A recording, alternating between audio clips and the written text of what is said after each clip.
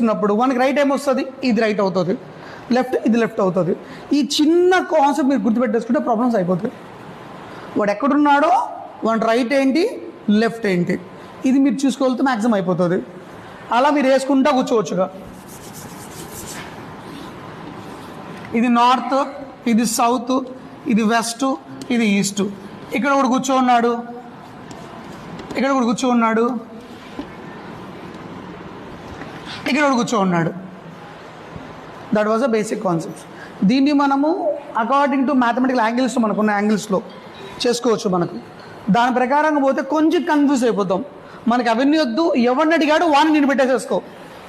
ఇప్పుడు take that A, B, C, దానన్నా D ఇచ్చుకోవాలి. అర్థమవుతుంది కదా? దానన్నా కూర్చోనన్నా. ఏస్లో ఉందా ఏ, ఇన్ ద సెన్స్ ఏలో ఎవరు ఉంటారు, మనం ఉంటాం. నరసింహ క్వశ్చన్ చేస్తే నరసింహ ఉంటాడు, మెర్సీ క్వశ్చన్ చేస్తే మెర్సీ ఉంటుంది. లేదా ఎవడైనా కానీ you fix that you are the person starting from your directions.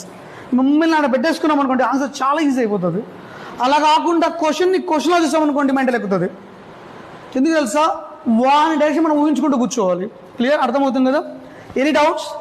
ఇప్పుడు యాంగిల్స్ కూడా మనం రాసుకోవాలి. యాంగిల్స్ ఇప్పుడు ఎగ్జాంపుల్, ఒక పర్సన్ 90 degrees తిరిగాడు అన్నప్పుడు మన క్లారిటీ ఉండాలి 90 degrees ఎంత డిగ్రీస్ అవుతుందో అనేసి.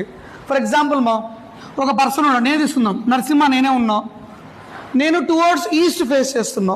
ఈస్ట్ అంటే నాకు ఫేస్ ఎలా ఉంటుంది, ఈస్ట్ అంటే ఇట్లా కూర్చుంటా స్ట్రైట్గా, ఇంతే కదా చూస్తున్నట్టు.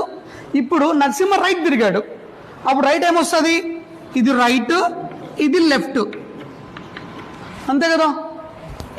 ఇట్లా చూస్తున్నా రైట్ ఏంటిదే కదా, అంటే ఇట్లా తిరగాలి కదా. ఇలా తిరుగుతున్నా, ఇలా వాడేమో ఇటు తిరిగేటప్పుడు హీ టర్న్డ్ 90 degrees